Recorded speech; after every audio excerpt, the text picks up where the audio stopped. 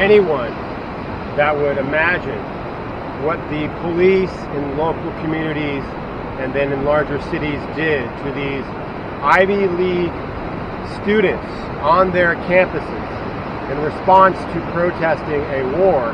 However you feel about it, remove the flags and remove the theology, it's a protest of war. These kids at some of these higher end colleges are paying $100,000 or more a semester or a year. Incredibly wealthy people.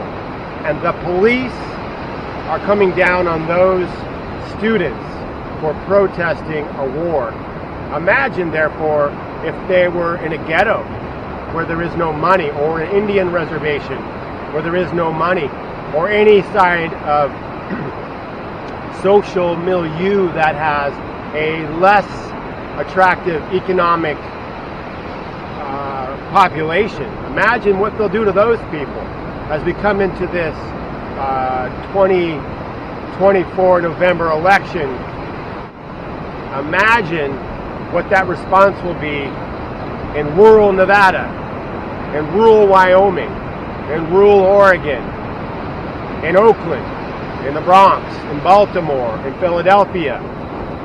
The way they treated those students should be a red flag to every single American that honestly wants to live in America with freedom of speech, freedom of assembly, and freedom of religion, your First Amendment rights.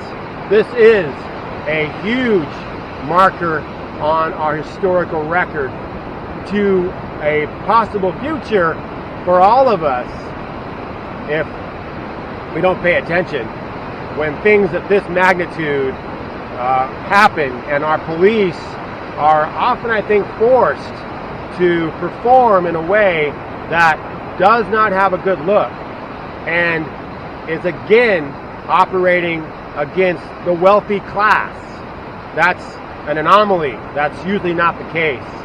Every one of us as Americans, if we honestly care about our future in America, should be strikingly concerned of such behavior from our military.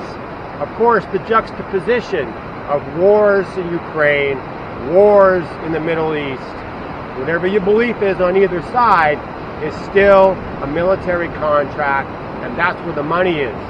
So please, folks, as Americans, recognize that these are turning points in our history.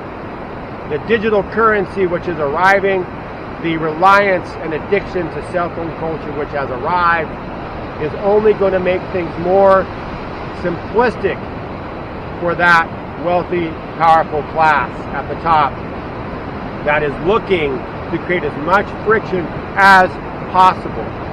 I just got hit by the tide, and that was a shock, which is ironic because this is all shocking. It doesn't look good when you have such a military response to these students. It does not look good for everybody else. I am Greg Collett.